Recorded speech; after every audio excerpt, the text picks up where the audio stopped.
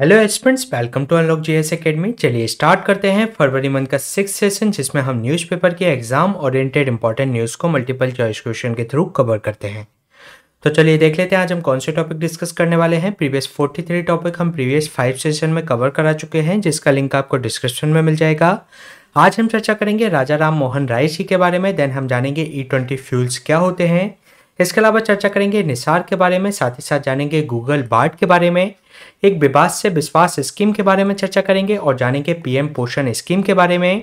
Bio fertilisers क्या होते हैं जानेंगे इसके बारे में, साथ ही साथ पॉलिटी के कॉन्सेप्ट डिलिमिटेशन के बारे में भी चर्चा करेंगे। तो चलिए स्टार्ट करते हैं आज का इंपॉर्टेंट सेशन। ये क्वेश्चन आपका राजा राम मोहन राय जी से संबंधित है, जिसके रिगार्डिंग आपको 3 स्टेटमेंट दिए गए हैं। फर्स्ट स्टेटमेंट में आपसे कहा गया है कि ये एडवोकेट किया इन्होंने जो भी समाज के अंतर्गत सती प्रथा और चाइल्ड मैरिज से संबंधित जो प्रथाएं थीं उसके एलिमिनेशन के लिए। सेकेंड स्टेटमेंट में आपसे कहा गया है कि जो 1825 में उन्होंने इस्टेब्लिश किया वेदांत कॉलेज को, जिसके अंतर्गत इंडियन लर्निंग और western social and physical science से संबंधित कोर्सेज को ऑफर किया जाता था। थर्ड स्टेटमेंट में आपसे कहा गया है कि फर्स्ट बंगाली लैंग्वेज का वीकली न्यूज़पेपर, साथ ही साथ फर्स्ट इंडियन लैंग्वेज पर आधारित न्यूज़पेपर जिसका नाम संवाद कौमुदी था, 1821 में इन्होंने स्टार्ट किया। तो इसके रिगार्डिंग आपको करेक्ट आंसर फाइंड आउट करना है। तो चलिए देख लेते हैं इसका आंसर। इसमें जो फर्स्ट स्टेटमेंट में बात की गई है कि इन्होंने एडवोकेट किया जो समाज के अंतर्गत सती प्रथा और चाइल्ड मैरिज जैसी प्रथाएं थी उनके एलिमिनेशन के लिए, तो ये इसके अंतर्गत करेक्ट स्टेटमेंट है। इसके अलावा सेकंड स्टेटमेंट में जो बात की गई है कि उन्होंने एस्टैब्लिश किया वेदांत कॉलेज को, जिसके अंतर्गत इंडियन लर्निंग और western social and physical science से संबंधित कोर्सेज को भी ऑफर किया जाता था, तो ये भी इसके अंतर्गत करेक्ट स्टेटमेंट है। इसके अलावा उन्होंने स्टार्ट किया फर्स्ट बंगाली लैंग्वेज का वीकली न्यूज़पेपर और फर्स्ट न्यूज़पेपर इंडियन लैंग्वेज के अंतर्गत जिसको संवाद कौमुदी कहा गया 1821 में, तो इसके अंतर्गत ये करेक्ट स्टेटमेंट है। इसलिए इसका जो आंसर है वह D 1, 2 एंड 3। चलिए जान लेते हैं अभी चर्चा में क्यों रहा। जो राजा राम मोहन राय जो नेशनल अवार्ड दिया जाता है एनुअल बेसिस पर, तो ये जो अवार्ड दिया गया एक जर्नलिस्ट AVK प्रसाद को दिया गया और इनको ये अवार्ड इनके जर्नलिज्म में एक्सीलेंस के लिए दिया गया। ये जो अवार्ड है इंडिया के अंतर्गत रिकॉग्नाइज करता है इंडिविजुअल्स या ऑर्गेनाइजेशन को उनके सोशल चेंज या सोशल रिफॉर्म से संबंधित कार्यों के लिए।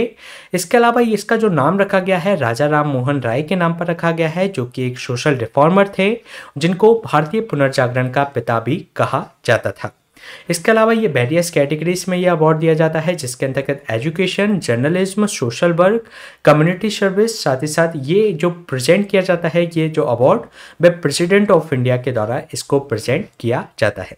इसके अलावा अगर हम बात करें राजा राम मोहन राय जी के बारे में, तो इनको जो टाइटल दिया गया था राजा का वह अकबर सेकंड जो कि एक मुगल एम्परर था उसके द्वारा दिया गया। साथ ही साथ गोपाल कृष्ण गोखले के द्वारा उनको फादर ऑफ मॉडर्न इंडिया के रूप में भी संदर्भित किया गया था।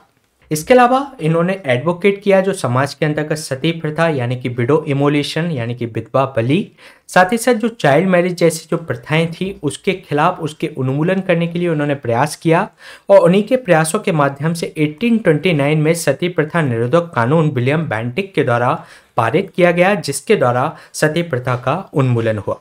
इसके अलावा उन्होंने फाउंड किया एक आत्मीय सभा इन 1814 में, साथ ही साथ कलकत्ता यूनिटेरियन एसोसिएशन 1821 में उन्होंने स्थापित की। साथ ही साथ उन्होंने ब्रह्म समाज की स्थापना 1828 में की। साथ ही साथ 1825 में उन्होंने एस्टैब्लिश किया था वेदांत कॉलेज को, जिसके अंतर्गत इंडियन लर्निंग और western social and physical science से संबंधित कोर्सेज को ऑफर किया जाता था। अगर हम उनके पब्लिकेशंस के बारे में बात करें तो उन्होंने पब्लिश की थी उनकी फर्स्ट बुक जिसका नाम था तोहफत उल मुबाइदीन, जो कि एक तरीके से इंग्लिश में जिसका नाम था a gift to the monotheism. ये उन्होंने 1803 में इन्होंने पब्लिश की। साथ ही साथ उन्होंने कुछ बुक और लिखी जैसे कि precepts of Jesus, the guide to the peace and happiness, उन्होंने 1820 में इस बुक को लिखा। साथ ही साथ उन्होंने ट्रांसलेट किया था कुछ वेद और 5 उपनिषद को इनटू द बंगाली लैंग्वेज के अंतर्गत। उन्होंने जो मोनोथेइज्म का जो उन्होंने सिद्धांत दिया था यानी कि जो एकेश्वरवाद का सिद्धांत दिया था, तो उनके द्वारा एक तरीके से ये साबित करने का प्रयास किया गया कि जो एंशिएंट हिंदू टेक्स्ट है वह भी इसको साबित करते हैं। इसके अलावा उन्होंने स्टार्ट किया था फर्स्ट बंगाली लैंग्वेज का वीकली न्यूज़पेपर, और जो फर्स्ट न्यूज़पेपर था इंडियन लैंग्वेज में जिसका नाम था संवाद कौमुदी, 1821 में उनके द्वारा स्टार्ट किया गया था। इसके अलावा उन्होंने पब्लिश किया था इंग्लिश का वीकली जिसको कहा जाता था बंगाल गजट के रूप में, और एक पर्शियन न्यूज़पेपर जिसका नाम था मिरातुल अखबार, तो उनके द्वारा ये पब्लिश किया गया था। तो ये क्वेश्चन हमने डिस्कस किया राजा राम मोहन राय जी के बारे में। चलिए चलते हैं नेक्स्ट क्वेश्चन पे। नेक्स्ट क्वेश्चन है आपका E20 फ्यूल से संबंधित, जिसके रिगार्डिंग आपको 3 स्टेटमेंट दिए गए हैं। फर्स्ट स्टेटमेंट में आपसे कहा गया है कि इथेनॉल एक बायोफ्यूल होता है जो कि एक कॉमन बायो प्रोडक्ट होता है, जो कि बायोमास जो लेफ्ट कर दिए जाते हैं एग्रीकल्चर फीड स्टॉक जैसे कि corn, sugar cane, hemp and potato के द्वारा। इसके अलावा सेकेंड स्टेटमेंट में आपसे कहा गया है कि जो करंट परमिसेबल लेवल है ब्लेंडिंग की 20% ऑफ इथेनॉल की अभी परमिसेबल है। थर्ड स्टेटमेंट में आपसे कहा गया है कि जो पॉलिसी अलाउ करती है कि use of surplus food grains है उसको इथेनॉल के प्रोडक्शन के लिए यूज किया जा सकता है with the approval of national biofuel coordination committee के माध्यम से। तो इसके रिगार्डिंग आपको करेक्ट आंसर फाइंड आउट करना है, तो चलिए देख लेते हैं इसका आंसर। इसमें जो फर्स्ट स्टेटमेंट में जो बात की गई है कि इथेनॉल एक बायोफ्यूल होता है जो कि कॉमन बायो प्रोडक्ट होता है, बायोमास जो कि छोड़ा जाता है आपके एग्रीकल्चर फीड स्टॉक में जो बच जाते हैं जैसे कि कॉर्न, शुगर कैन, हेम्प या पोटैटो से, तो उसके बाय प्रोडक्ट के माध्यम से इस इथेनॉल को तैयार किया जाता है। तो ये इसके अंतर्गत करेक्ट स्टेटमेंट है। इसके अलावा सेकेंड स्टेटमेंट में जो बात की गई है कि करंट जो परमिसेबल लेवल है ब्लेंडिंग की 20% है, तो ये रॉन्ग है। अभी जो करंट जो परमिसेबल लेवल है 10% अभी इसके अंतर्गत इथेनॉल की ब्लेंडिंग के लिए ये परमिट की गई है। इसके अलावा थर्ड स्टेटमेंट में जो बात की गई है कि जो पॉलिसी है अलाउ करती है कि जो सरप्लस फूड ग्रेन्स हैं उसको इथेनॉल के प्रोडक्शन के लिए यूज किया जा सकता है, और इसके अंतर्गत जो अप्रूवल लेना होगा नेशनल बायोफ्यूल कोऑर्डिनेशन कमेटी के माध्यम से लेना होगा। तो ये इसके अंतर्गत करेक्ट स्टेटमेंट है, इसलिए इसका जो आंसर हो जाएगा B1 and 3 ओनली। चलिए जान लेते हैं अभी चर्चा में क्यों रहा। जो प्राइम मिनिस्टर ने ऑफिशियली अनाउंस किया अवेलेबिलिटी ऑफ E20 फ्यूल्स को at the Indian energy week 2023 में रिसेंटली। इसके अलावा अगर हम बात करें E20 फ्यूल्स की, तो इसके अंतर्गत ये एक तरीके से संदर्भित करता है कि E20 फ्यूल जिसके अंतर्गत 20% ब्लेंडिंग की जाएगी इथेनॉल की, और इसमें जो रिमेनिंग रहेगा 80% ये आपका पेट्रोल के रूप में रहेगा। इसके अलावा जो इथेनॉल की अगर हम बात करें तो एक तरीके का बायोफ्यूल होता है जो कि एक कॉमन बाय प्रोडक्ट होता है, बायोमास जो कि लेफ्ट किए जाते हैं आपके एग्रीकल्चर जो फीड स्टॉक के अंतर्गत जो बच जाते हैं, जैसे कि एग्रीकल्चर फीड स्टॉक में आपका कॉर्न हो गया, मक्का, शुगर केन, हेम्प या जो पोटैटो है, उसके जो एग्रीकल्चर फीड स्टॉक में जो आपके बायोमास बच जाते हैं तो उसके बायो प्रोडक्ट के माध्यम से इथेनॉल को इसमें तैयार किया जाता है। साथ ही साथ ये जो प्रोड्यूस किया जाता है मेनली आपके जो मॉलिसेस होते हैं जो कि शुगर मैन्युफैक्चरर के अंतर्गत जो आपके मॉलिसेस बच जाते हैं गन्ने के, तो उसके माध्यम से इसको इथेनॉल को जनरेट किया जाता है। इथेनॉल जो बेसिकली अल्कोहल होता है 99% इसके अंतर्गत प्योरिटी होती है। साथ ही साथ ये यूज किया जा सकता है आपके पेट्रोल की ब्लेंडिंग के लिए। साथ ही साथ इसमें जो नेशनल पॉलिसी ऑन बायोफ्यूल्स है उसने सेट किया है टारगेट 20% ब्लेंडिंग की जाएगी बायोफ्यूल्स की इन द बायो इथेनॉल के रूप में। इसके साथ ही अगर हम बात करें इसका सिग्निफिकेंस क्या है, तो अगर हम E20 फ्यूल्स को अगर अपनाते हैं तो एक तरीके से हमारे जो व्हीकुलर इमिशंस हैं, क्योंकि अगर आप 100% अगर पेट्रोल का यूज कर रहे हैं तो वह व्हीकुलर इमिशंस इसमें ज़्यादा होगा, लेकिन अगर इसकी जगह हम 20% इसमें ब्लेंडिंग करते हैं तो 20% इसमें हम पेट्रोल का यूज नहीं कर रहे, जिससे व्हीकुलर इमिशन इसके अंतर्गत कम हो जाएगा और ये रिड्यूस करेगा emission of carbon dioxide, hydrocarbons को। साथ ही साथ ये हमारा जो क्रूड ऑयल का हमें इंपोर्ट करना होता है, जिसके कारण से हमें इसमें काफ़ी सारा जो ऑयल इंपोर्ट करना होता है वह हमारा कम हो जाएगा, जिससे कि हमारा फॉरेन एक्सचेंज बचेगा और हम एनर्जी सिक्योरिटी को भी बूस्ट कर पाएंगे। साथ ही साथ ये जो एक्सटेंड करेगा सपोर्ट जो हमारा एग्रीकल्चर सेक्टर है, उनको जो किसान है उनको भी एडिशनल इनकम जनरेट इसके अंतर्गत की जा सकती है। और अगर हम बात करें करंट परमिसेबल लेवल की, तो ब्लेंडिंग की 10% इथेनॉल इसके अंतर्गत मिलाया जा सकता है और इंडिया अभी तक केवल 5.6% ऑफ ब्लेंडिंग तक ही पहुंच पाया है। ये जो आंकड़ा है वह 2019 के अनुसार है। इसके अलावा अगर हम बात करें कि बायोफ्यूल्स को प्रमोट करने के लिए कौन-कौन से इनिशिएटिव लिए गए हैं, तो एक इथेनॉल ब्लेंडेड पेट्रोल प्रोग्राम चल रहा है, जिसके अंतर्गत जो आपकी सरप्लस जो फूड क्वांटिटी होती है, उसके द्वारा जो फूड ग्रेन्स में जो एक्सट्रैक्ट किए जाते हैं, जैसे कि मेज, ज्वार, बाजरा, फ्रूट एंड जो वेजिटेबल जो वेस्ट होते हैं, उसके माध्यम से इथेनॉल को एक्सट्रैक्ट किया जाता है। इसके अलावा एक प्रधानमंत्री जीवन योजना चल रही है जो कि क्रिएट करती है इस तरीके का इकोसिस्टम, जो कि एक तरीके से रिसर्च एंड डेवलपमेंट को बढ़ाया जा सके 2G इथेनॉल सेक्टर के अंतर्गत।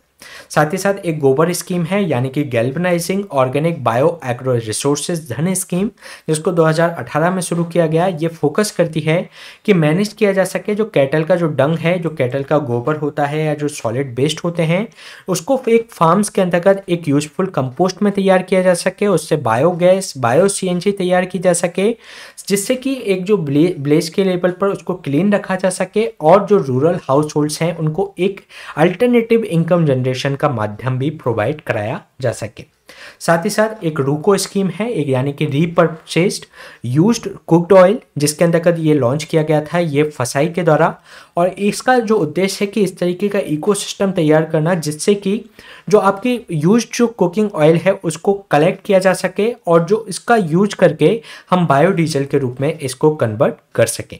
इसके साथ ही एक नेशनल पॉलिसी ऑन बायोफ्यूल्स 2018 जारी की गई है, जिसके अंतर्गत ये अलाउ करती है कि जो हमारे सरप्लस फूड ग्रेन्स हैं उसको प्रोडक्शन किया जा सके एथेनॉल का, उसके माध्यम से। साथ ही साथ इसमें जो ब्लेंडिंग की जा सके पेट्रोल के अंतर्गत, और ये जो ब्लेंडिंग की जाएगी with the approval of national biofuel coordination committee के माध्यम से की जाती है। अगर हम बात करें इस बायोफ्यूल पॉलिसी के सैलिएंट फीचर्स के बारे में, तो इसमें जो इंडिकेटिव टारगेट जो रखे गए हैं कि 20% ब्लेंडिंग की जाएगी इथेनॉल की इन द पेट्रोल, और साथ ही साथ 5% ब्लेंडिंग की जाएगी बायोडीजल की इन द डीजल। और इसको प्रपोज किया गया है, जो टारगेट रखा गया है वो 2030 तक रखा गया है, लेकिन अभी इसमें कुछ अमेंडमेंट किया गया था, जिसके अंतर्गत जो 20% ब्लेंडिंग इन द पेट्रोल है तो वह उसको प्रीपोन कर दिया गया है और जिसको कर दिया गया है 2025-26 तक। इसके अलावा जो एडवांस बायोफ्यूल्स है इसके अंतर्गत पॉलिसी इंडिकेट करती है, और बायोबिलिटी गैप फंडिंग स्कीम के माध्यम से जो 2G इथेनॉल बायो रिफाइनरी है उसको प्रमोट इसके द्वारा किया जा रहा है, जिसको एडवांस बायोफ्यूल कहा जाता है। इसके लिए 5,000 करोड़ रुपए जारी किए गए हैं अगले 6 साल के लिए। साथ ही साथ इसमें एडिशनल टैक्स इंसेंटिव्स और हायर परचेज प्राइस दिया जाएगा कंपेयर टू द बंजी जो बायोफ्यूल्स होता है उसके कंपैरिजन में। इसके अलावा इसका जो कैटेगराइजेशन होता है, जो बंजी जो फर्स्ट जनरेशन जो बायोफ्यूल्स होते हैं वह आपके फूड क्रॉप से तैयार किए जाते हैं, इसलिए वे अच्छे फ्यूल नहीं माने जाते। इसके अलावा जो सेकंड जनरेशन होते हैं वे नॉन फूड क्रॉप से जिसको एडवांस बायोफ्यूल्स भी कहा जाता है, तो ये एक तरीके से नॉन फूड क्रॉप से बनाए जाते हैं, तो ये एक तरीके से ठीक तरीके के फ्यूल माने जाते हैं। इसके अलावा जो थर्ड जनरेशन जो बायोफ्यूल्स होते हैं वे एल्गी से तैयार किए जाते हैं। इसके अलावा जो इसमें इंक्रीज किया गया है कि इथेनॉल के लिए जो भी रॉ मटेरियल की आवश्यकता है, जैसे कि मोलेसेस के रूप में, जैसे शुगर केन या जो जूस, अदर जो शुगर जो कंटेनिंग जो मटेरियल्स होते हैं, वह एक तरीके से इसके लिए रॉ मटेरियल के लिए यूज किए जा सकते हैं। साथ ही साथ इस पॉलिसी के अंतर्गत एक नेशनल बायोफ्यूल कोऑर्डिनेशन कमेटी को स्थापित किया गया है under the ministry of petroleum and natural gas के अंतर्गत, जो कि एक तरीके से बायोफ्यूल्स के रूप में एक कार्य करेगी। साथ ही साथ इसमें जो रिसर्च एंड डेवलपमेंट को बढ़ाने का प्रयास किया जा रहा है, बायोफ्यूल के फीड स्टॉक्स क्या क्या हो सकते हैं उसके प्रोडक्शन के लिए, तो ये इसके लिए रिसर्च एंड डेवलपमेंट को बढ़ाने का इसके अंतर्गत प्रयास किया जा रहा है। साथ ही साथ जो बायोडीजल है उसके अंतर्गत प्रोड्यूस किया जाएगा, जो इनकरेज किया जाएगा नॉन एडिबल जो ऑयल सीड्स हैं, यूज जो कुकिंग ऑयल है या शॉर्ट जेस्टेशन जो क्रॉप्स होती हैं जिनको बहुत जल्दी उगाया जा सकता है, तो उनका यूज करके इसको बायोडीजल को तैयार करने का प्रयास किया जाएगा। इसके अलावा एक डेवलप किया जाएगा नेशनल बायोमास रिपोजिटरी को, जो कि कंडक्ट करेगी appraisal of biomass across the country. तो ये इसके सैलिएंट फीचर्स थे नेशनल पॉलिसी ऑन बायोफ्यूल्स के। साथ ही साथ इसके अंतर्गत कुछ अमेंडमेंट भी किए गए हैं, जिसके अंतर्गत मोर फीड स्टॉक को इसमें अलाउ किया गया है। गवर्नमेंट ने अलाउ किया है कि इसमें कई सारे फीड स्टॉक इसके अंतर्गत यूज किए जा सकेंगे बायोफ्यूल्स के प्रोडक्शन के लिए। साथ ही साथ जो इथेनॉल जो ब्लेंडिंग है उसको 2030 का जो टारगेट रखा गया था कि 20% इथेनॉल ब्लेंडिंग की जाएगी पेट्रोल के अंतर्गत, तो उसको प्रीपोन कर दिया गया है और ब्रेक कब तक करना है, हमें 2025-26 तक करना है। इसके अलावा ये प्रमोट कर रहा है production of biofuels in the country, जो कि मेक इन इंडिया प्रोग्राम के अंतर्गत, और जो इसमें जो यूनिट लगाई जाएंगी वे स्पेशल जो इकोनॉमिक जोन्स होते हैं और जो एक्सपोर्ट जो ओरिएंटेड यूनिट्स होती हैं उसके अंतर्गत इनको स्थापित किया जाएगा। तो ये क्वेश्चन हमने डिस्कस किया E20 फ्यूल से संबंधित। चलिए चलते हैं नेक्स्ट क्वेश्चन पे। नेक्स्ट क्वेश्चन है आपका निसार से संबंधित, जिसके रिगार्डिंग आपको 3 स्टेटमेंट दिए गए हैं। फर्स्ट स्टेटमेंट में आपसे कहा गया है कि जो निसार है वह एक अर्थ ऑब्जर्वेशन सैटेलाइट है जो कि जॉइंटली डेवलप किया गया है नासा एंड इसरो के द्वारा। सेकेंड स्टेटमेंट में आपसे कहा गया है कि नासा ने इसके अंतर्गत प्रोवाइड कराया है एस बैंड रडार को, जीपीएस को, high capacity solid state recorder को जो कि डेटा के स्टोर करने के लिए, और साथ ही साथ पेलोड डेटा सब सिस्टम्स के अंतर्गत नासा के द्वारा प्रोवाइड कराए गए हैं। थर्ड स्टेटमेंट में आपसे कहा गया है कि इसरो के द्वारा इसमें प्रोवाइड कराया गया है एल बैंड रडार को, और GSLV launch system and spacecraft इसके अंतर्गत प्रोवाइड कराए गए हैं। तो इसके रिगार्डिंग आपको करेक्ट आंसर फाइंड आउट करना है, तो चलिए देख लेते हैं इसका आंसर। इसमें जो फर्स्ट स्टेटमेंट में जो बात की गई है कि जो नासा एक अर्थ ऑब्जर्वेशन सैटेलाइट है जो कि जॉइंटली डेवलप किया गया है नासा एंड इसरो के द्वारा, तो ये इसके अंतर्गत करेक्ट स्टेटमेंट है। इसके अलावा सेकंड स्टेटमेंट में जो बात की गई है कि नासा इसके अंतर्गत प्रोवाइड करा रहा है एस बैंड रडार को, तो ये रॉन्ग स्टेटमेंट है क्योंकि नासा प्रोवाइड करा रहा है एल बैंड रडार को। साथ ही साथ GPS, high capacity solid state recorder for the store data, और पेलोड डेटा सब सिस्टम को, तो ये इसके अंतर्गत रॉन्ग स्टेटमेंट हो जाएगा। इसके अलावा थर्ड स्टेटमेंट में जो बात की गई है कि इसरो इसमें प्रोवाइड करा रहा है एल बैंड, तो एल बैंड नहीं बल्कि एस बैंड रडार को इसके अंतर्गत प्रोवाइड करा रहा है इसरो। साथ ही साथ जो जीएसएलवी लॉन्च सिस्टम है और स्पेसक्राफ्ट भी इसके द्वारा प्रोवाइड कराए जा रहे हैं, तो इसके लिए ये रॉन्ग स्टेटमेंट हो जाएगा, इसलिए इसका जो आंसर होगा C1 ओनली। चलिए जान लेते हैं अभी चर्चा में क्यों रहा। जो अर्थ ऑब्जर्वेशन सैटेलाइट है जिसको निसार कहा गया है, तो ये जो यूएसए से इंडिया की तरफ इसको शिप कर दिया गया है। ये जो नासा की अगर हम बात करें, जो निसार की अगर हम बात करें, तो निसार एक NASA ISRO synthetic aperture radar है जो कि एक अर्थ ऑब्जर्वेशन सैटेलाइट है, जॉइंटली डेवलप किया गया है नासा एंड द इसरो के द्वारा।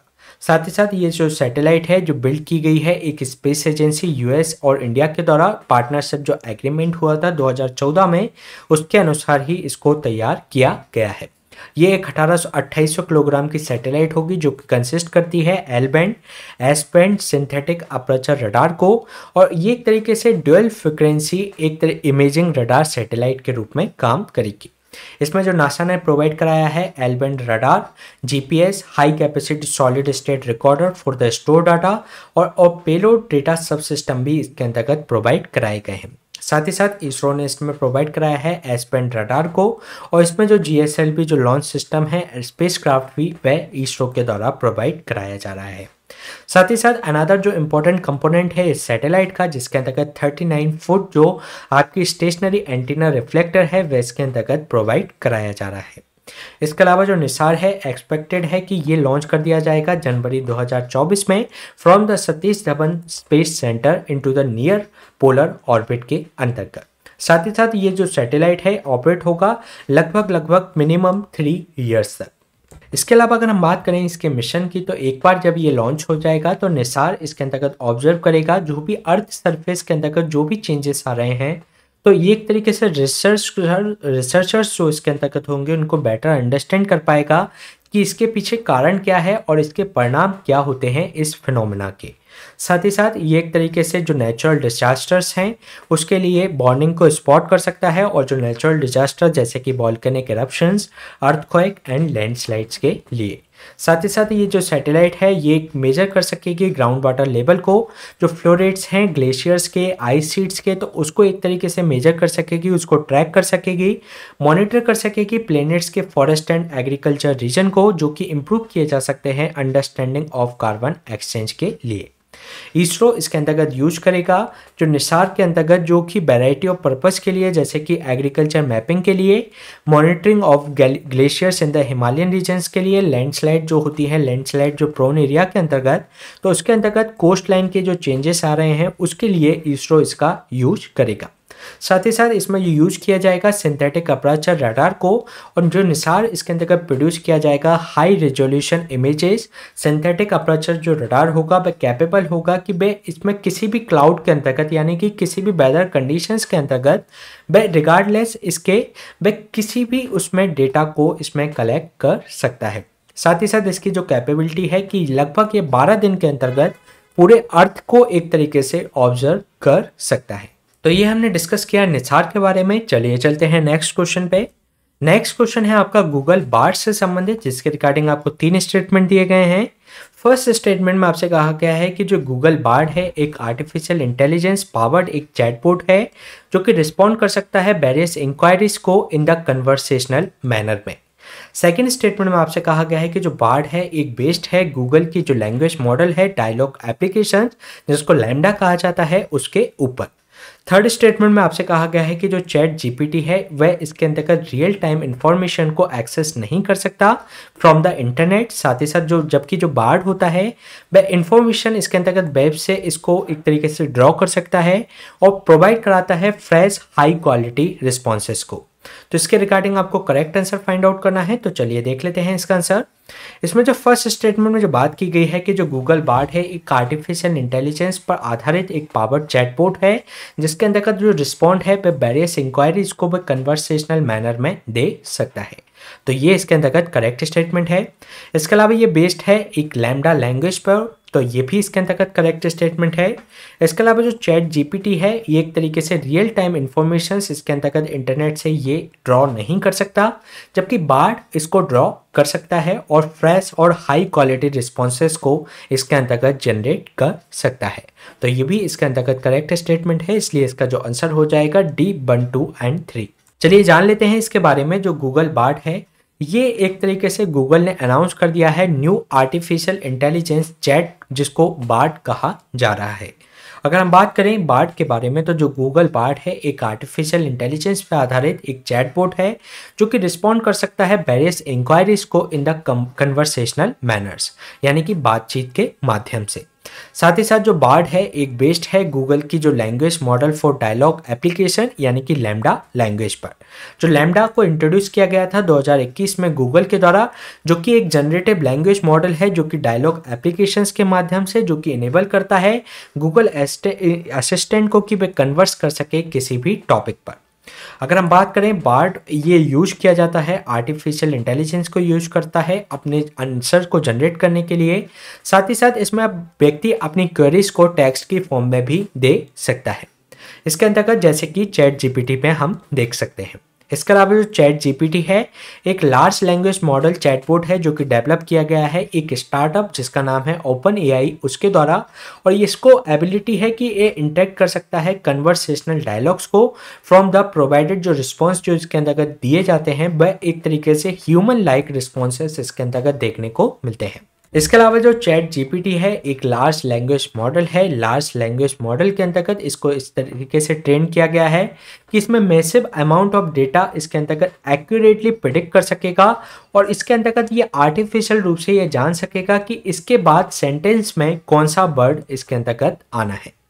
इसके अलावा अगर हम बात करें डिफरेंस क्या है जो चैट जीपीटी है और जो बार्ड आने वाला है उसके बीच में, तो जो चैट जीपीटी है उसको एक्सेस नहीं कर सकता जो भी इसके अंतर्गत रियल टाइम इंफॉर्मेशन है फ्रॉम द इंटरनेट, तो वह इसको एक्सेस नहीं कर सकता है, जबकि जो बार्ड है वह इसको रियल टाइम इंफॉर्मेशन को एक्सेस कर सकता है और जो फ्रेश और हाई क्वालिटी रिस्पॉन्सेस इसके अंतर्गत प्रोवाइड करा सकता है।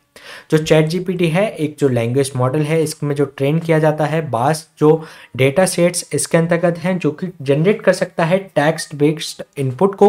साथ ही साथ इसमें जो डेटा सेट होते हैं एट द मोमेंट इसके अंतर्गत जो इन्फॉर्मेशन जो दी गई है चैट जीपीटी के अंतर्गत वह अंटिल 2021 तक ही इसके अंतर्गत लोड है। इसके अलावा इसमें जो डेमो इसमें जो दिखाया गया है गूगल के द्वारा, तो ये अपीयर होगा फॉर द क्वेश्चंस जिसके अंतर्गत एक क्लियर कट आंसर नहीं दिया जाएगा, बल्कि इसमें जो सिंथेसाइज किया जाएगा जो वेरियस रिस्पॉन्सेस हो सकते हैं उनका जो डिफरिंग जो ओपिनियन हो सकते हैं उसका मिला जुला स्वरूप इसके अंतर्गत एक तरीके से आंसर के रूप में दिया जाएगा। इसके अंतर्गत जैसे कि इनपुट के द्वारा कोई तरीके से क्वेश्चंस पूछा गया और वो एनालाइज करेगा यूजर्स की जो रिक्वेस्ट की गई है उसको, फिर आइडेंटिफाई करेगा कि उसके पीछे उस व्यक्ति का इंटेंट क्या है, ये समझने की कोशिश करेगा ये चैटबॉट। फिर उसके बाद इसका जो रिस्पॉन्सेस होगा वह उसके द्वारा कंपोज कर दिया जाएगा और इसके द्वारा रिप्लाई दे दिया जाएगा इनपुट जो यूजर है उसको। तो ये क्वेश्चन हमने डिस्कस किया गूगल बार्ड के बारे में। चलिए चलते हैं नेक्स्ट क्वेश्चन पे। नेक्स्ट क्वेश्चन है एक विवाद से विश्वास स्कीम के बारे में, जिसके रिगार्डिंग आपको 3 स्टेटमेंट दिए गए हैं। इसमें फर्स्ट स्टेटमेंट में आपसे कहा गया है कि जो स्कीम है ये एप्लीकेबल है सेंट्रल गवर्नमेंट एजेंसीज पर, जिसके अंतर्गत इंक्लूड होती हैं autonomous bodies, public sector banks and financial institutions. Second statement में आपसे कहा गया है कि जो स्कीम है ये कवर करती है डोमेस्टिक आर्बिट्रेशंस, साथ ही साथ इंटरनेशनल आर्बिट्रेशंस को। थर्ड स्टेटमेंट में जो बात की गई है इसके अंतर्गत जो क्लेम है रेज किए जा सकते हैं अगेंस्ट द जो प्रोक्योरिंग जो एंटिटीज हैं along with the some other parties, जैसे कि स्टेट गवर्नमेंट्स, प्राइवेट पार्टीज, और इसके अंतर्गत जो एलिजिबल नहीं है इसके अंतर्गत। तो इसके अंतर्गत जो क्लेम होते हैं वे रेज नहीं किए जा सकते against the parties, state government या प्राइवेट पार्टीज के अंतर्गत। तो इसके रिगार्डिंग आपको करेक्ट आंसर फाइंड आउट करना है। तो चलिए देख लेते हैं इसका आंसर। इसमें जो फर्स्ट स्टेटमेंट में जो बात की गई है कि जो स्कीम है एप्लीकेबल है सेंट्रल गवर्नमेंट एजेंसीज पर, जिसके अंतर्गत इंक्लूड किया जाएगा autonomous bodies, public sector banks और फाइनेंशियल इंस्टीट्यूशंस को। तो ये इसके अंतर्गत करेक्ट स्टेटमेंट है। इसके अलावा सेकंड स्टेटमेंट में जो बात की गई है कि ये जो स्कीम है कवर करती है डोमेस्टिक आर्बिट्रेशंस के साथ इंटरनेशनल आर्बिट्रेशंस को, तो ये इसके अंतर्गत रॉन्ग स्टेटमेंट है, क्योंकि ये जो स्कीम है केवल कवर करती है डोमेस्टिक आर्बिट्रेशंस को। तो ये इसके अंतर्गत रॉन्ग स्टेटमेंट हो जाएगा।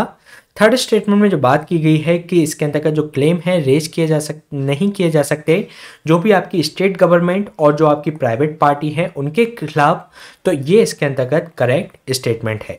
इसलिए इसका जो आंसर हो जाएगा बी 1 और 3 ओनली।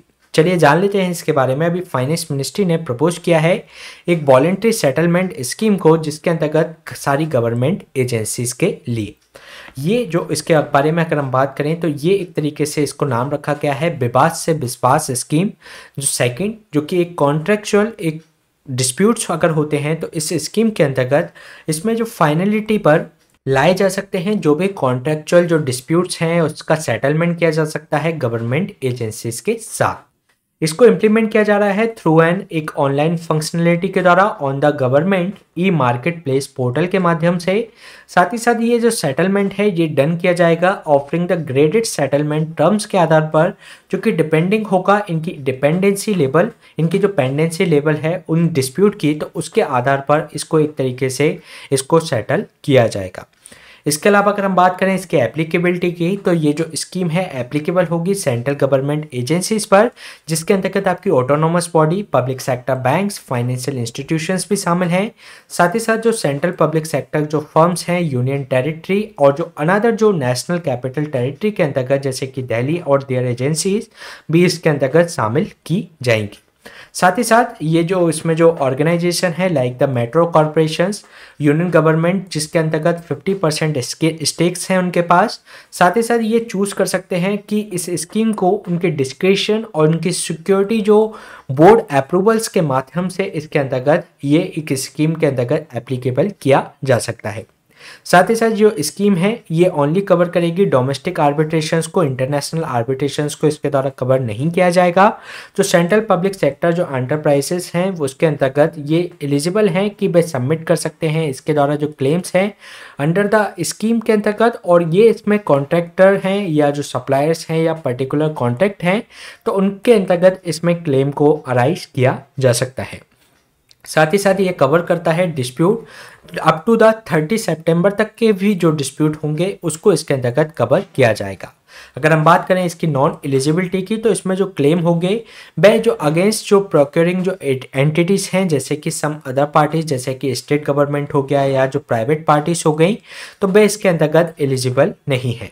साथ ही साथ जो सिग्निफिकेंस है जो डिस्प्यूट रेजोल्यूशन इसके अंतर्गत किया जाएगा वह इंश्योर करेगा फ्रेश इन्वेस्टमेंट को। साथ ही साथ ये इन्हेंस करेगा कि ईज ऑफ डूइंग बिजनेस को गवर्नमेंट के साथ बढ़ाया जा सके। तो इसमें ये ध्यान रखिएगा ये केवल सेंट्रल गवर्नमेंट एजेंसीज के लिए ही है, किसी भी स्टेट गवर्नमेंट या प्राइवेट पार्टीज के लिए इसको इनएलिजिबल रखा गया है। ये क्वेश्चन हमने डिस्कस किया विवाद से विश्वास स्कीम के बारे में। चलिए चलते हैं नेक्स्ट क्वेश्चन पे। नेक्स्ट क्वेश्चन है आपका पीएम पोषण स्कीम से संबंधित, जिसके रिगार्डिंग आपको दो स्टेटमेंट दिए गए हैं। फर्स्ट स्टेटमेंट में आपसे कहा गया है कि इन सितंबर 2021 में यूनियन कैबिनेट ने अप्रूव किया था पीएम पोषण को for provided one hot cooked meal in the government और गवर्नमेंट एडेड जो स्कूल हैं फ्रॉम द 2021-22 से 2023-24 तक। सेकेंड स्टेटमेंट में आपसे कहा गया है कि ये जो स्कीम है इम्प्लीमेंट की जा रही है अक्रॉस द कंट्री, कवर करती है all eligible children without any discrimination of gender and social class के रूप में। तो इसके रिगार्डिंग आपको करेक्ट स्टेटमेंट फाइंड आउट करना है, तो चलिए देख लेते हैं इसका आंसर। इसमें जो फर्स्ट स्टेटमेंट में जो बात की गई है कि इन सितंबर 2021 में यूनियन कैबिनेट के द्वारा अप्रूव किया गया पीएम पोषण को, जो कि प्रोवाइड कराता है वन हॉट कुक्ड मील को इन the government and government aided school from the 2021-22 से 2023-24 तक। तो ये इसके अंतर्गत करेक्ट स्टेटमेंट है। इसके अलावा सेकेंड स्टेटमेंट में जो बात की गई है कि ये जो स्कीम है ये इम्प्लीमेंट की जाती है अक्रॉस द कंट्री, कवर करती है सारे एलिजिबल चिल्ड्रंस को विदाउट एनी किसी भी तरीके का भेदभाव रहित, जेंडर या सोशल क्लास पर आधारित भेदभाव के बिना। तो ये इसके अंतर्गत सही स्टेटमेंट है, तो इसलिए इसका जो आंसर हो जाएगा सी बोथ 1 एंड 2। चलिए जान लेते हैं अभी चर्चा में क्यों रही जो मिनिस्ट्री ऑफ एजुकेशन है उसने जिससे कैग से कहा है कि एक इसके लिए स्पेशल ऑडिट कराया जाए कि इम्प्लीमेंटेशन ऑफ पीएम पोषण स्कीम के लिए, जो कि स्टेट ऑफ वेस्ट बंगाल के अंतर्गत जो इसको इम्प्लीमेंट किया जा रहा है उसके लिए एक स्पेशल ऑडिट कराया जाए। अगर हम बात करें इस पीएम पोषण स्कीम के बारे में, तो जिसका पूरा नाम है प्रधानमंत्री पोषण शक्ति निर्माण स्कीम, इन सितंबर 2021 में यूनियन कैबिनेट के द्वारा इसको अप्रूव किया गया था और इसके अंतर्गत जो प्रोवाइड किया जाएगा one hot cooked meal in the government and government aided school के अंतर्गत फ्रॉम द 2021-22 से 2025-26 तक। ये जो स्कीम है रिप्लेस करती है national programme for the mid day meal जो स्कीम थी उसको इन द स्कूल, और साथ ही साथ जो आपकी मिड डे मील स्कीम के रूप में जानी जाती थी उसको। साथ ही साथ इसकी जो इम्प्लीमेंटिंग एजेंसी है वह है मिनिस्ट्री ऑफ एजुकेशन। इसका जो मेन ऑब्जेक्टिव है कि ये एड्रेस करेगी टू ऑफ द जो प्रेसिंग जो प्रॉब्लम्स हैं कि मेजॉरिटी ऑफ चिल्ड्रन के अंतर्गत इन इंडिया की हंगर एंड एजुकेशन, जिसके अंतर्गत ये इम्प्रूव कर सकेगी उनका न्यूट्रिशनल स्टेटस को फॉर द एलिजिबल चिल्ड्रन के लिए इन the government and government aided school के अंतर्गत। और ये इनकरेज करेगी पुअर चिल्ड्रंस को कि वे उनके जो डिसएडवांटेजेस जो सेक्शंस हैं हमारी कंट्री के अंतर्गत कि वे इसमें स्कूल को अटेंड करें और इसमें रेगुलरली और उनको कंसंट्रेट कर सकें उनकी क्लासरूम एक्टिविटीज़ पर। इसके अलावा अगर हम बात करें जो बेनिफिशियरीज हैं इस स्कीम के अंतर्गत, तो ये प्रोविज़न किया गया है कि हॉट कुक्ड जो मील है चिल्ड्रन होंगे प्री स्कूल्स, जिसको एक तरीके से बाल बाटिका यानी कि बिफोर क्लास 1 प्राइमरी स्कूल के अंतर्गत उनको एडिशन दिया जाएगा 11.80 करोड़ जो चिल्ड्रन हैं क्लास 1 to 8 स्टडी कर रहे हैं 11.20 स्कूल लैक स्कूल्स के अंतर्गत, तो ये इसके अंतर्गत बेनिफिशरीज होंगे। इसके अलावा इनके अंतर्गत जो एलिजिबिलिटी रखी गई है इस स्कीम के अंतर्गत वह इम्प्लीमेंट की जाएगी अक्रॉस द कंट्री, कवर करेगी सारे एलिजिबल चिल्ड्रंस को विदाउट एनी डिस्क्रिमिनेशंस, किसी भी आधार पर उनको जेंडर या सोशल क्लास के आधार पर उनके डिस्क्रिमिनेशन उनके साथ नहीं किया जाएगा। इसके अलावा एक और स्कीम चलती है पोषण अभियान, तो उससे इसको कंफ्यूज नहीं करना है, उसका नाम है Pradhanmantri overarching scheme for holistic nutrition. तो एक पोषण अभियान अलग है और पीएम पोषण स्कीम अलग है। ये जो पोषण अभियान है इसके अंतर्गत इसको लॉन्च किया गया था 2018 में, और ये जो माल न्यूट्रिशन की जो प्रॉब्लम है कंट्री के अंतर्गत जो कुपोषण की समस्या है उसको एड्रेस करने के लिए इस स्कीम को शुरू किया गया था। इस अभियान का उद्देश्य यह है कि वह रिड्यूस करेगी माल न्यूट्रिशन को in the country in a face manner में, और इसमें जो लाइफ साइकिल जो अप्रोच है इसके अंतर्गत सिनराइज किया जाएगा जो भी आपके रिजल्ट ओरिएंटेड जो अप्रोच है उसको इसके अंतर्गत शामिल करते हुए एक साइकिल अप्रोच के माध्यम से इसको दूर करने का प्रयास किया जाएगा। इसमें जो टारगेट रखा गया है कि रिड्यूस किया जाएगा स्टंटिंग, अंडरवेट जो एनीमिया होता है, साथ ही साथ जो specially among the young childrens में जो आपकी एनीमिया की कंडीशंस देखने को मिलती है वुमेन और जो एडोलसेंट जो गर्ल्स होती है उनके अंतर्गत, तो इनको रिड्यूस करना है लो बर्थ बाय द 2% यानी कि इसमें जो 2% है वह स्टंटिंग, इसके अलावा 2% है आपका जो अंडरवेट, इसके अलावा जो 3% है एनीमिया की कंडीशंस, और जो लो बर्थ जो वेट होता है जिसको हम वेस्टिंग कहते हैं तो उसको भी इसमें 2% इसमें रिड्यूस करना है पर एनम रेस्पेक्टिवली। तो ये पोषण अभियान अलग है और पीएम पोषण स्कीम है वह अलग है। तो ये क्वेश्चन हमने डिस्कस किया पीएम पोषण स्कीम के बारे में। चलिए चलते हैं नेक्स्ट क्वेश्चन पे। नेक्स्ट क्वेश्चन है आपका बायो फर्टिलाइजर से संबंधित, जिसके रिगार्डिंग आपको 3 स्टेटमेंट दिए गए हैं।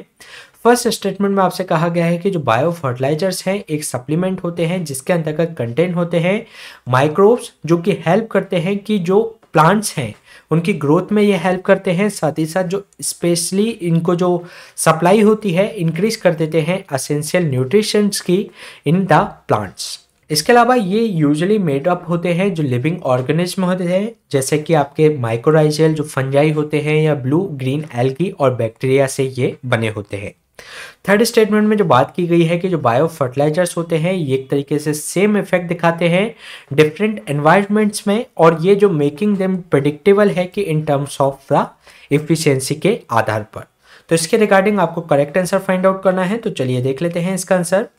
इसमें जो फर्स्ट स्टेटमेंट में जो बात की गई है कि जो बायो फर्टिलाइजर्स होते हैं एक तरीके के सप्लीमेंट्स होते हैं जो कि कंटेन करते हैं माइक्रोब्स को, जो कि हेल्प करते हैं कि प्रमोट किया जा सके प्लांट की ग्रोथ के लिए, और इसमें जो असेंशियल जो न्यूट्रिएंट्स इसके अंतर्गत जो आवश्यकता होती है प्लांट्स के लिए उसको इंक्रीज किया जा सके।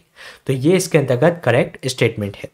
इसके अलावा सेकेंड स्टेटमेंट में जो बात की गई है कि ये यूजुअली बने होते हैं लिविंग ऑर्गेनिज्म से, जैसे कि माइक्रोराइजल जो फंजाई, ब्लू ग्रीन एल्गी और बैक्टीरिया से। तो ये इसके अंतर्गत करेक्ट स्टेटमेंट है। इसके अलावा थर्ड स्टेटमेंट में जो बात की गई है कि जो बायो फर्टिलाइजर्स होते हैं सेम इफेक्ट दर्शाते हैं डिफरेंट एनवायरनमेंट में। तो ये इसके अंतर्गत रॉन्ग स्टेटमेंट है, क्योंकि जो बायो फर्टिलाइजर होते हैं वे डिफरेंट इफेक्ट दर्शाते हैं डिफरेंट एनवायरनमेंट्स में, और जिसके अंतर्गत ये एक तरीके से प्रेडिक्टेबल बनाते हैं in terms of the efficiency के आधार पर। तो ये इसके अंतर्गत रॉन्ग स्टेटमेंट हो जाएगा। तो ये जो डिफरेंट एक तरीके से इफेक्ट दर्शाते हैं डिफरेंट एनवायरनमेंट में, तो इस तरीके से इनको एक तरीके से प्रेडिक्ट भी नहीं किया जा सकता, तो इसलिए ये रॉन्ग हो जाएगा। इसलिए इसका जो आंसर होगा 1 और 2 ओनली। चलिए जान लेते हैं इसके बारे में। अभी यूनियन गवर्नमेंट ने इन्फॉर्म किया है कि पार्लियामेंट को कि अभी ऐसा कोई प्रपोजल नहीं है कि बायो फर्टिलाइजर को कंपलसरी किया जाएगा। अगर हम बात करें बायो फर्टिलाइजर्स की, तो एक तरीके से सप्लीमेंट्स होते हैं जिसके अंतर्गत कंटेन करता है ये माइक्रोब्स को, जो कि हेल्प करते हैं कि प्लांट की ग्रोथ को इम्प्रूव किया जा सके, और जो इसके अंतर्गत एसेंशियल न्यूट्रिएंट्स की आवश्यकता होती है प्लांट को, तो उसके अंतर्गत इनकी सप्लाई बढ़ाई जा सके। साथ ही साथ ये यूजुअली बने होते हैं लिविंग ऑर्गेनिज्म के, जैसे कि माइक्रोराइजल जो फंजाई होते हैं, ब्लू ग्रीन एल्गीज होते हैं या बैक्टीरिया के। और साथ ही साथ अगर हम बात करें इनकी वर्किंग की, तो जो माइक्रो ऑर्गेनिज्म इसके अंतर्गत जो प्रेजेंट होते हैं बायो फर्टिलाइजर के अंतर्गत, तो वे रिस्टोर कर देते हैं सॉइल की जो नेचुरल न्यूट्रिएंट्स जो साइकिल होती है उसको, और बिल्ड कर देते हैं सॉइल के जो आपका ऑर्गेनिक मैटर होता है, साथ ही साथ जो हेल्प करते हैं प्लांट की ग्रोथ के लिए। अगर हम बात करें इनके बेनिफिट्स की, तो बायो फर्टिलाइजर्स होते हैं वे इंप्रूव कर सकते हैं क्रॉप की जो पैदावार होती है, क्रॉप की जो यील्ड होती है 10 से 25% तक इसको बढ़ा सकते हैं। और साथ ही साथ जो केमिकल जो फर्टिलाइजर हैं वे 20 से 25% जो without any reduction of the production है, तो वह इसके अंतर्गत उसको इम्प्रूव किया जा सकता है। साथ ही साथ जो बायो फर्टिलाइजर्स हैं वो प्रमोट करते हैं हेल्दी सॉइल की कंडीशंस को, और ये ग्रेटर फार्मिंग सस्टेनेबिलिटी को भी इम्प्रूव करते हैं। ये एक तरीके से रिड्यूस कर देते हैं फर्टिलाइजर सब्सिडीज को ड्रास्टिकली। साथ ही साथ इनके अगर हम घाटे की बात करें यानी कि इनके ड्रॉबैक्स की बात करें, तो जो बायो फर्टिलाइजर हैं एक तरीके से बैरिंग इफेक्ट दर्शाते हैं डिफरेंट एनवायरनमेंट के अंतर्गत, जो कि एक तरीके से इनको अनप्रेडिक्टेबल बनाता है इन टर्म ऑफ एफिशिएंसी के आधार पर। साथ ही साथ अभी इन बायो फर्टिलाइजर का यूज कई जगह किया जा रहा है, लेकिन अभी जो पार्लियामेंट को इनको बताया है कि अभी इसको कंपलसरी नहीं किया जाएगा। तो ये हमने बात की बायो फर्टिलाइजर के बारे में। चलिए चलते हैं नेक्स्ट क्वेश्चन पे। नेक्स्ट क्वेश्चन है आपका डिलिमिटेशन से संबंधित, जिसके रिगार्डिंग आपको 3 स्टेटमेंट दिए गए हैं। फर्स्ट स्टेटमेंट में आपसे कहा गया है कि जो डिलिमिटेशन कमीशन है इसको अपॉइंट किया जाता है प्रेसिडेंट ऑफ इंडिया के द्वारा, और ये वर्क करता है in collaboration with the election commission of India के साथ मिलकर। सेकेंड स्टेटमेंट में आपसे कहा गया है कि इसमें जो कॉन्स्टिट्यूशन मैंडेट करता है डिलिमिटेशन कमीशन ऑर्डर को, कि वह फाइनल होगा और इसको किसी भी कोर्ट के अंतर्गत क्वेश्चन नहीं किया जा सकता। तो इसके अलावा थर्ड स्टेटमेंट में जो बात की गई है कि जो डिलिमिटेशन जो कमीशन है इसको इनेक्ट किया गया था फर्स्ट टाइम 1952 में, और in the history of the Indian Republic जो डिलिमिटेशन कमीशन है इसको हर सेंसस के बाद इसको सेटअप किया गया है।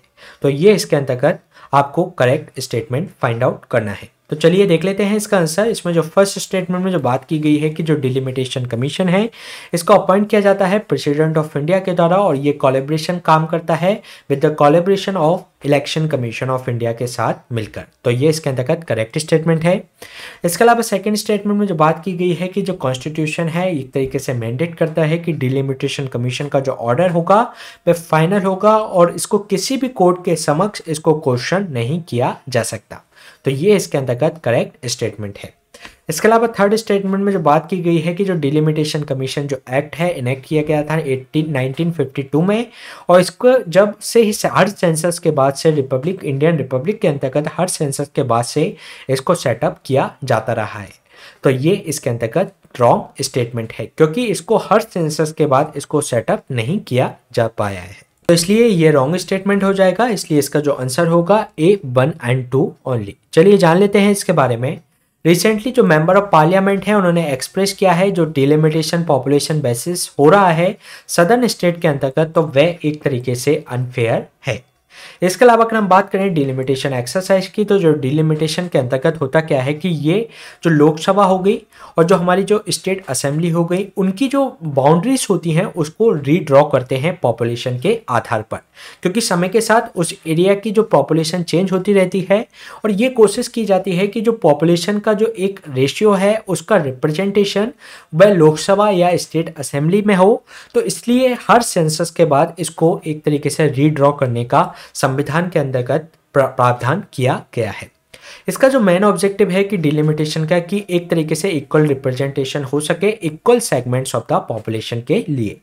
अगर हम बात करें डिलिमिटेशन कमीशन की तो जो डिलिमिटेशन है वह एक कैरिड आउट किया जाता है इंडिपेंडेंट डिलिमिटेशन कमीशन के माध्यम से जो कि अपॉइंट किया जाता है गवर्नमेंट ऑफ इंडिया के माध्यम से under the provision of the delimitation act commission act के माध्यम से। और इसमें जो डिलिमिटेशन कमीशन को अपॉइंट किया जाता है प्रेसिडेंट ऑफ इंडिया से के माध्यम से और ये वर्क करता है collaboration with the election commission of India. ये एक कंपोज की अगर हम बात करें तो जो रिटायर्ड जो सुप्रीम कोर्ट जज होता है इसके कंपोजिशन की अगर हम बात कर लें जो रिटायर्ड सुप्रीम कोर्ट जज होता है एक चीफ इलेक्शन कमिश्नर होता है इंडिया का, साथ ही साथ जो रेस्पेक्टिव जो स्टेट इलेक्शन कमिश्नर है वह इसके अंतर्गत शामिल होते हैं। इसके अलावा अगर हम बात करें कॉन्स्टिट्यूशन ने ये मैंडेट किया है कि जो डिलिमिटेशन जो कमीशन होगा उसका जो ऑर्डर होगा वह फाइनल होगा और इसको किसी भी कोर्ट के अंतर्गत एक तरीके से उसको क्वेश्चन नहीं किया जा सकता। साथ ही साथ ये जो कमीशन है ये सपोज करता है कि एक डिटरमाइन कर सकेगा number of boundaries of constituencies की, साथ ही साथ जो पॉपुलेशन ऑफ ऑल सीट्स हैं और जो पार्टिसिपेशन है वह इसके अंतर्गत सेम बने रहें। और जो कमीशन है वह एक तरीके से उसको टास्क दिया जाता है कि आइडेंटिफाई किया जा सके सीट जो रिजर्व है schedule caste and schedule tribes के लिए। साथ ही साथ कॉन्स्टिट्यूशन के अंतर्गत अंडर द आर्टिकल 82 के अंतर्गत पार्लियामेंट इसके अंतर्गत इनेक्ट कर सकती है डिलिमिटेशन एक्ट को आफ्टर द एवरी सेंसस। और एक बार जब एक्ट फोर्स में आ जाता है तो यूनियन गवर्नमेंट इसके अंतर्गत सेटअप करती है डिलिमिटेशन कमीशन को अंडर द आर्टिकल 170 के अंतर्गत, जिसके अंतर्गत स्टेट को इसमें डिवाइड किया जाता है टेरिटोरियल कॉन्स्टिट्यूंसीज के अंतर्गत as per the delimitation act after every census. इसके अंतर्गत जो डिलिमिटेशन कमीशन एक्ट होता है इसको एनेक्ट किया गया था 1952 में in the history of the Indian Republic. और जो डिलिमिटेशन कमीशन है अभी तक 4 टाइम्स ही इसको सेटअप किया जा चुका है, जिसके अंतर्गत 1952 में, 1963 में, 1973 और 2002 के अंतर्गत अंडर द जो एक्ट थे इसके अंतर्गत 1952, 1962, 1972 और 2002 के एक्ट के अंतर्गत। इसके अलावा 1981 और 1991 और 2001 के सेंसस के बाद कोई भी डिलिमिटेशन कमीशन को स्थापित नहीं किया गया है। इसके अलावा सेंट्रल गवर्नमेंट ने रिकॉन्स्टिट्यूट किया था एक डिलिमिटेशन कमीशन को for the Assam, Arunachal Pradesh, Nagaland, Manipur and the union territory of the Jammu and Kashmir के लिए इन 2020 में। तो ये क्वेश्चन हमने डिस्कस किया डिलिमिटेशन के बारे में। इसी तरीके के सेशन हम आपके बीच में लाते रहेंगे। Please stay tuned. आप हमसे इस टेलीग्राम चैनल से भी जुड़ सकते हैं। Please subscribe the unlock GS academy. Thank you.